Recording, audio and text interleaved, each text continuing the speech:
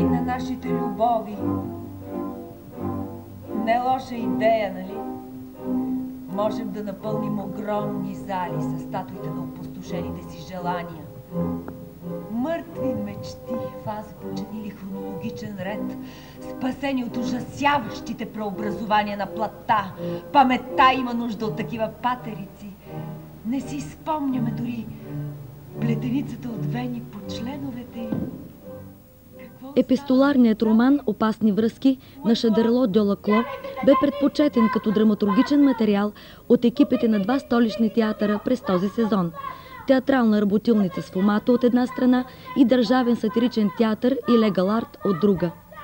В Сфомато преработката на романа «Опасни връзки» от Хайнер Мюлер е назована «Квартет». Спектакълът на Явор Гърдев разглежда различните лица на страха. Старият нов страх от любовта, старият нов страх от плътта, от празнотата, от забравата, старият нов страх от смъртта. В него са събрани изкусителната мощ на Дон Жуан и Казанова. Представлението «Квартет» провокира сетивата на публиката и танцува в опиянението си чрез прецизната, точно отмерена и едновременно демонично страстна игра на актьорите Владимир Пенев, Жорета Николова, Светлана Янчева, Ани Пападополо, Данаил Рашев. Най-много селски праведник. Така и не се научих да казвам не!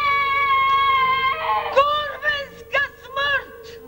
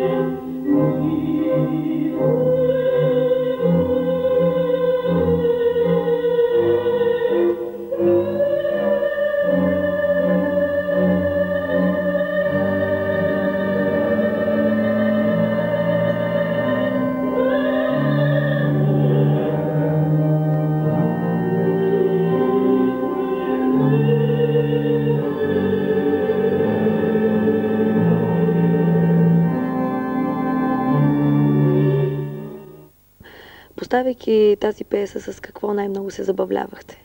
На какво играхте всъщност вие като режисьор? Ами, как да кажа, много ми е трудно да кажа, че съм се забавлявал с нещо. Това е, може би, един от най-трудните ми репетиционни периоди. Едновременно с това се оказа един от най-плодотворните и в края на краищата всъщност се оказва, че това е представление, което съвсем не е лишено от чувство за хумор, но това чувство за хумор този път не се яви по някакъв лек начин, по който обикновено се явява, а се яви напротив през своето обратно, през някаква много сериозна работа и всъщност изкристализира накрая. А по време на самия период всъщност ми беше доста трудно и бях доста замъчен в това, но през цялото време като че ли усещах, че това е нещо, което ще даде своя плодотворен резултат, а няма просто да остане като така неудовлетвореност или нещо такова. И каква картина се получи след целият този мъчителен период? Ами красива картина се получи.